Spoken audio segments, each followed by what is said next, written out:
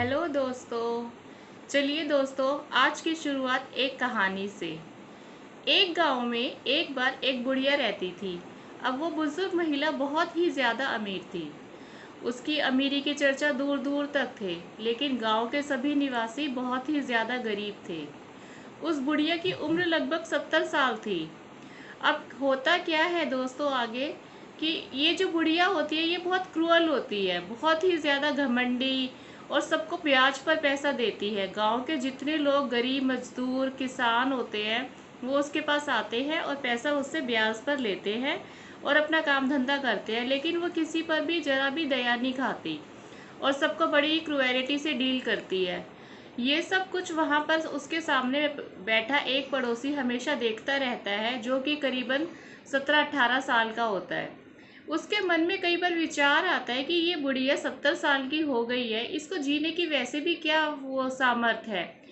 ऐसा ऐसा क्यों नहीं होता कि ये मर जाए और जो इसका पैसा है वो इन्हीं गरीबों में बट जाए, क्योंकि वो किसी को भी माफ़ नहीं करती थी, बल्कि कईयों की तो उसने ज़मीनें तक जब्त कर ली थी क्योंकि वो उसका ब्याज नहीं दे पाए थे।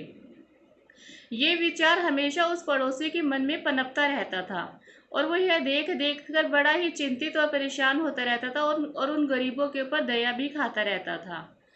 तो ऐसे होता गया और करीबन 5 साल और बीत गए, लेकिन उस बुढ़िया का कुछ भी नहीं हुआ और उसकी क्रुएलिटी दिन पे दिन बढ़ती ही गई कि अब ये पैसे का करेगी भी क्या। इसके पास कोई है नहीं, कुछ नहीं है, बस नौकर चाकर उसके साथ रहते थे। वो अपने आप में बहुत ही ज़्यादा फुलफिलमेंट रहती थी। तो वो हमेशा सोचता था कि एक औरत और इतना उसके लिए पूरा गांव सफ़र कर रहा है। तो एक दिन 5-6 साल बाद जब उसे उसकी नौकरी की ज़रूरत पड़ी और पैसे की ज़रूरत पड़ी, तो वो भी उसने भी सोचा चलो मैं भी इसी से मांग लेता हूँ, अब मेरे पास भी कोई ऑप्शन तो है नहीं। तो वो भी जाता है उसके पास मांगने। तो कहता है कि मुझे इतने पैसे चाहिए। तो वो बुढ़िया उससे कहती है आपके पास गिरवी रखने को कुछ है। तब उस लड़के के पास कुछ होता तो है नहीं, तो वो अपने हाथ की घड़ी उतार कर उसको दे देता है और कहता है कि मेरे पास तो सिर्फ यही है, आप यही देख लीजिए। लेकिन वो बुढ़िया इतनी सनकी होती है कि उस घड़ी को भी टटोलने लगती है। कभी उसको कान में लगाए, कभी उसके अक्षर देखे, कभी उसकी सुइयां देखे चल रही है नहीं चल रही है। अब क्योंकि उस लड़के के मन में वो क्रोध उस बुढ़िया के प्रति पिछले 5-6 साल से पनप रहा होता है कि ये मर क्यों नहीं जाती, मर क्यों नहीं जाती, उस गुस्से में वो उसे मार ही देता है।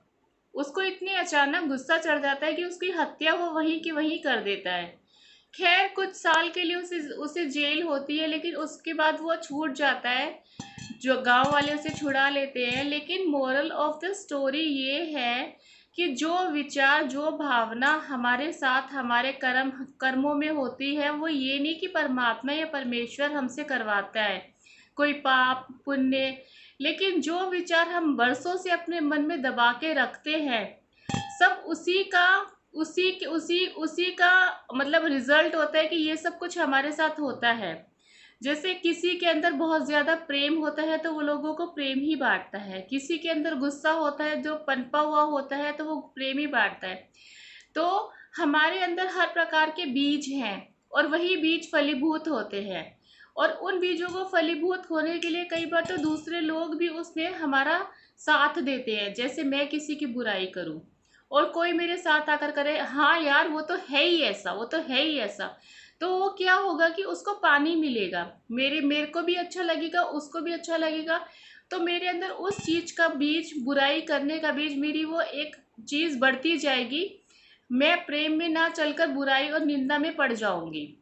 तो हमारा उद्धार कैसे हो सकता है, ये सब कुछ देखने के लिए हमें अपने विचारों को दिन और रात नापते रहना चाहिए कि हम किस विचारधारा के साथ जी रहे हैं। नहीं तो पाप होते हमसे देर नहीं लगेगी। ये हमसे कोई नहीं करवाता, ना परमेश्वर ना शैतान ना कोई। ये हमारे ही अंदर जो कुछ चल रहा होता है दिन रात, वो चीज़ हमसे पाप और पुण्य करवाती है। तो दोस्तों प्लीज़ प्लीज़ अपने आप को टेस्ट करें, प्रेम में चले, अपने उद्धार में चले, क्योंकि शांति आनंद प्रेम पवित्रता पैसों का मोह सब कुछ हमारे ही अंदर है, कहीं बाहर से नहीं आया है। ये जो बार बार पैसों का मोह, कई लोगों का फोकस इतना पैसों पे होता है, इतना पैसों पे होता है कि उनको दिन रात सिर्फ हाय पैसा, हाय पैसा, हाय पैसा।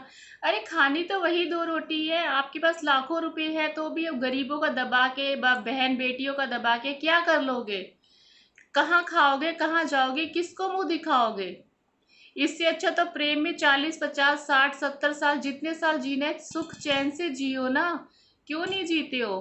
तो यही सब कहने के बाद चलिए दोस्तों, मैंने बहुत लंबा कुछ आपसे कह दिया है। अगर कुछ बुरा लगा हो तो उसके लिए मैं आपसे माफ़ी मांगती हूँ। तो यही सब की बात, चलो ओके, फिर मिलते हैं, बाय।